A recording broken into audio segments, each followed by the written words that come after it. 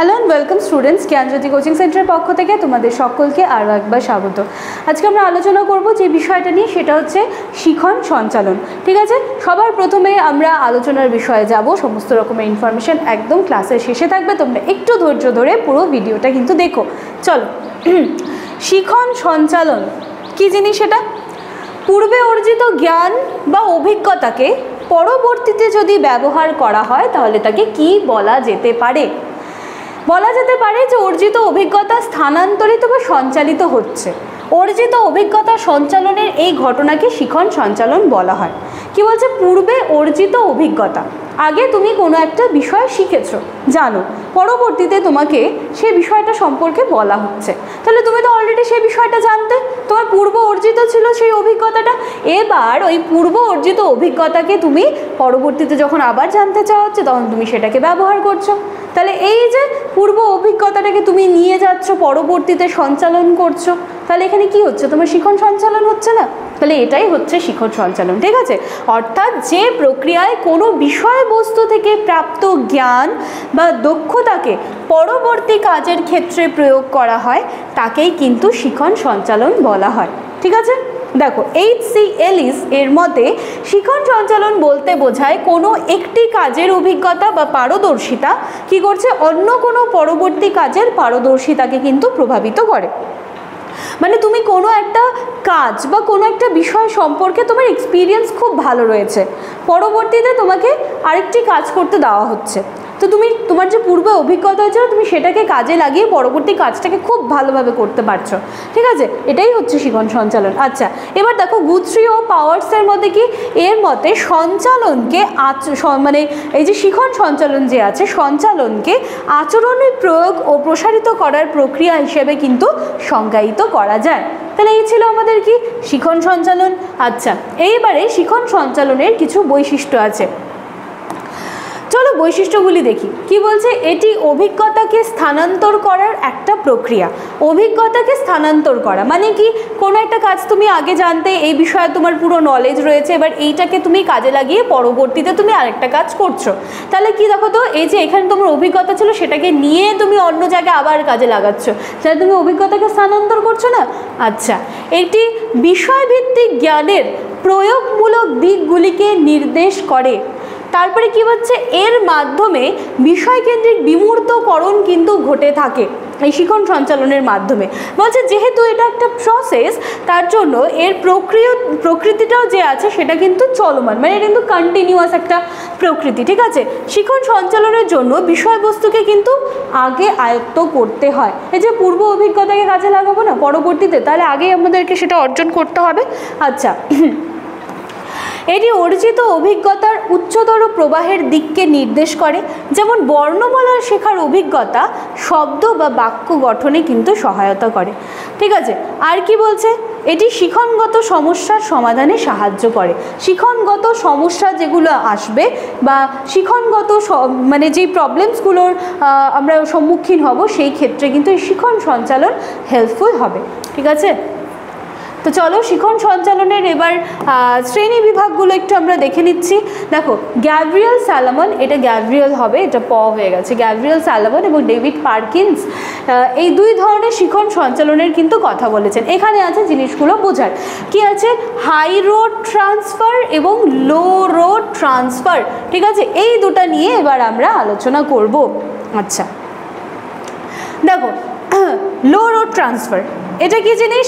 এটা বলছে বারবার অনুশীলনের ফলে অর্জিত পূর্ব অভিজ্ঞতা যখন স্বতঃস্ফূর্ত এবং স্বয়ংক্রিয়ভাবে পরবর্তী কোনো কাজে ব্যবহৃত হয় তখন তাকে কি বলে? লো রোড ট্রান্সফার বলে।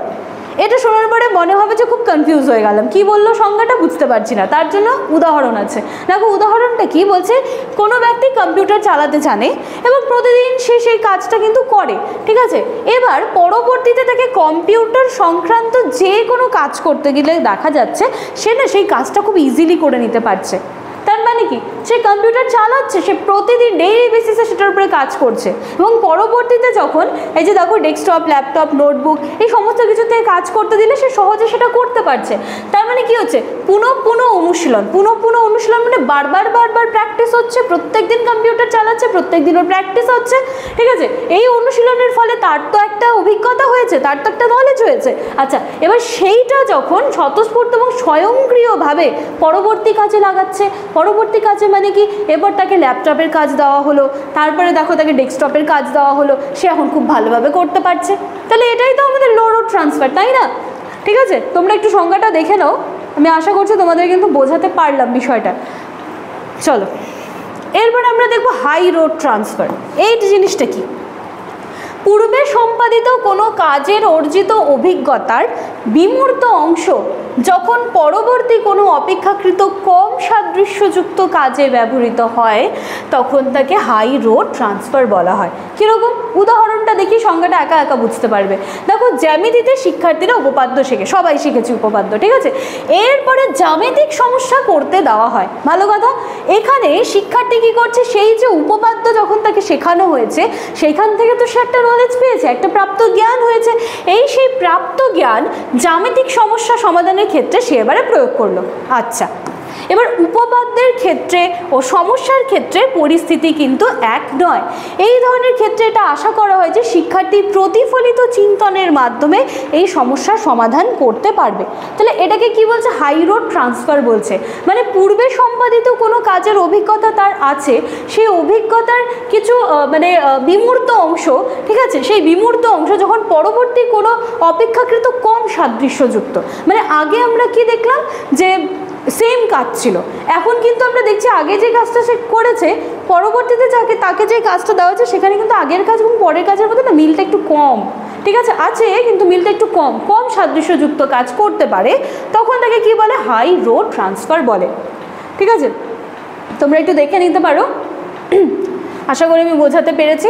আচ্ছা, এরপরে দেখো নেক্সট স্লাইডে কি আছে, দেখো 1992 সালামন আর পার্কিন্স শিখন সঞ্চালনের দুটো ভাগের কথা বলেছেন।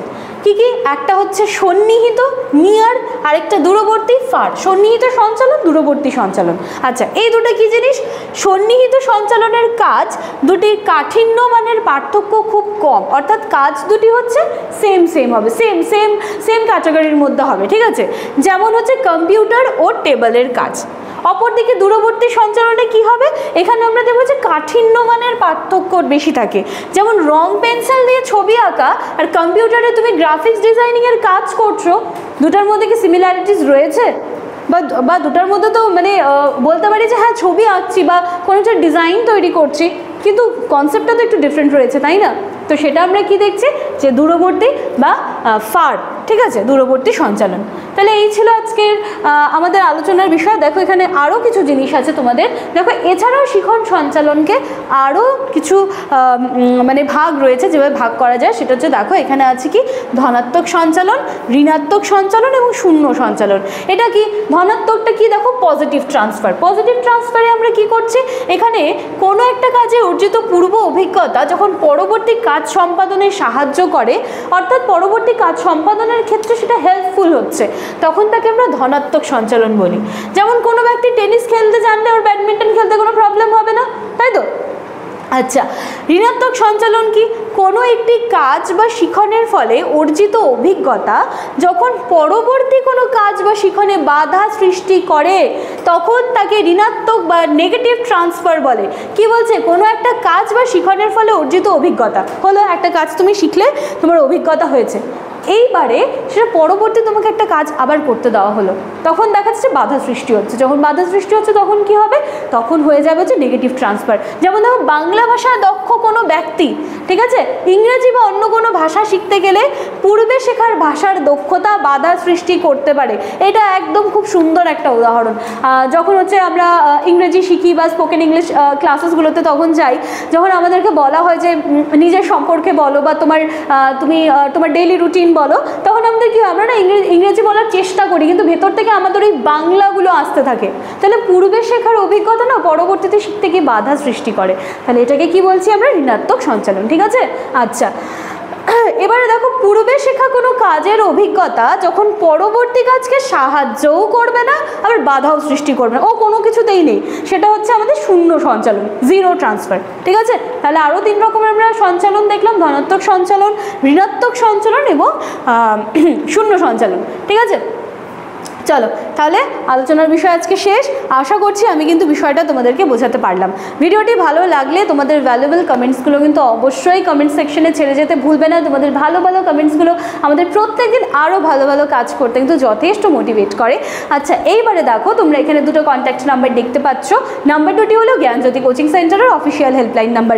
যে কোনো একটি নাম্বারে কল করে তোমরা সরাসরি আমাদের সাথে যোগাযোগ করে নিতে পারো। অবশ্যই অফিস আওয়ারে কল করতে হবে। ঠিক আছে, এছাড়া কোর্স ফি সমস্ত কিছুই কিন্তু তোমাদেরকে সমস্তটা কল করে বুঝিয়ে দেওয়া হবে। চলো আজকের ভিডিও এখানেই শেষ করছি, দেখা হচ্ছে নেক্সট দিনের ক্লাসে। Thank you.